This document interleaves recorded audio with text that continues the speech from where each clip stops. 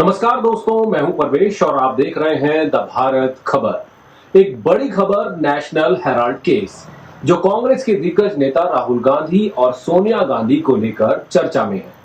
क्या ये मामला सचमुच भ्रष्टाचार का है या फिर सियासी बदले की कार्रवाई है? आरोप क्या है, कितने सही हैं और साबित होने पर सजा क्या हो सकती है? चलिए इस वीडियो में समझते हैं। First charge sheet against Congress leaders Sonia Gandhi and Rahul Gandhi in the money laundering case. तो चलिए इस वक्त की एक बड़ी खबर आपको बता दें। नेशनल हेराल्ड केस में बड़ी खबर इस वक्त आ रही है। सोनिया गांधी, राहुल गांधी के खिलाफ चार्जशीट दाखिल की गई है। The first time that the charge sheet has been filed against Sonia Gandhi and Rahul Gandhi. That's the big input that we're getting. बताओ यार, क्यों है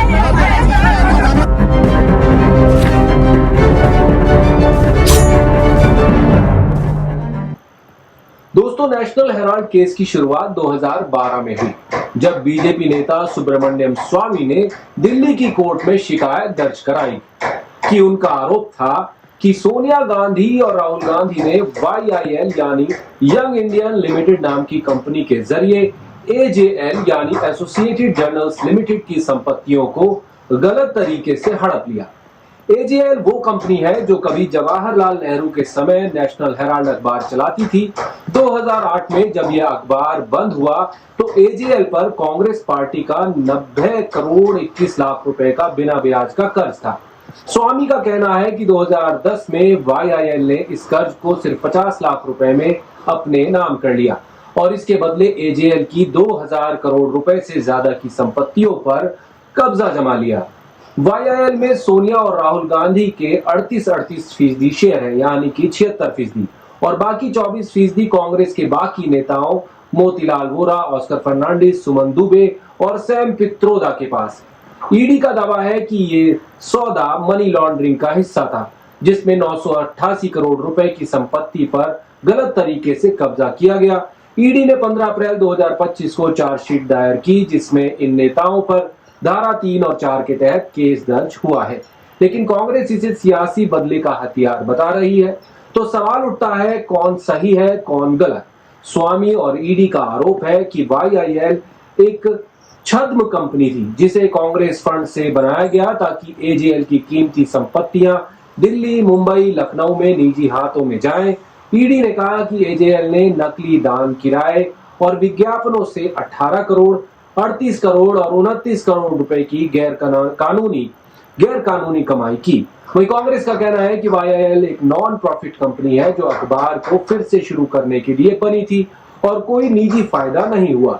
P चिदंबरम ने दावा किया कि AJL की संपत्तियां अब और सुरक्षित है क्योंकि वो एक नॉन प्रॉफिट कंपनी के पास है। लेकिन क्या ये आरोप बेहुदा है? 2015 में दिल्ली हाई कोर्ट ने कहा कि YIL के जरिए AJL पर कब्जे में आपराधिक मंशा दिखती है। 2017 के आयकर आकलन में भी 414 करोड़ रुपए के टैक्स चोरी का दावा हुआ। दूसरी ओर ईडी ने 2015 में इस केस को सबूतों की कमी से बंद करने की कोशिश की थी, जो कांग्रेस के पक्ष में जाता है। तो क्या ये सियासी दबाव का नतीजा है?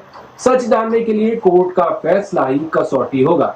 अगर आरोप साबित हो गए तो क्या सजा हो सकती है? ईडी ने धारा 4 के तहत 7 साल तक की जेल की मांग की है, जो मनी लॉन्ड्रिंग के लिए तय है, लेकिन ये कोर्ट पर निर्भर करेगा कि वो सबूतों को कितना गंभीर मानती है। और एक बात को ध्यान रखा जाए कि सोनिया जी, राहुल गांधी बेल पर हैं। इन्होंने पूरी कार्रवाई को क्वाश करने के लिए हाई कोर्ट, सुप्रीम कोर्ट का दरवाजा खटखटाया और कोई राहत नहीं मिली। सिर्फ यही राहत मिली कि आप पर्सनली कोर्ट में अपीयर नहीं होइएगा, you will appear through lawyer.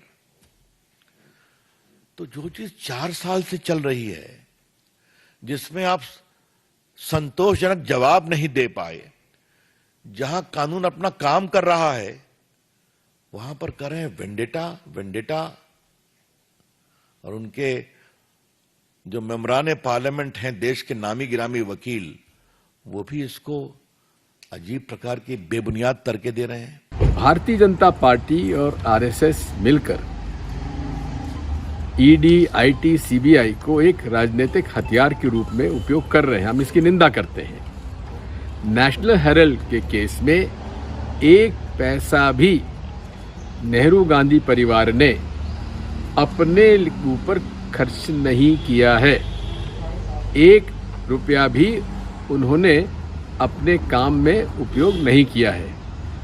शुद्ध रूप से ये prevention of money laundering act बनता ही नहीं है। बरी होने की संभावना क्या है?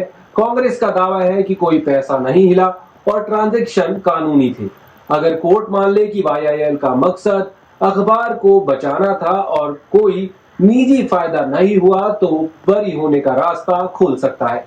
लेकिन ईडी के पास 2023 में 661 करोड़ की संपत्ति अटैच करने के आदेश हैं, जो केस को मजबूत करते हैं। तो दोस्तों, ये नेशनल हेराल्ड केस अभी अधर में लटका है।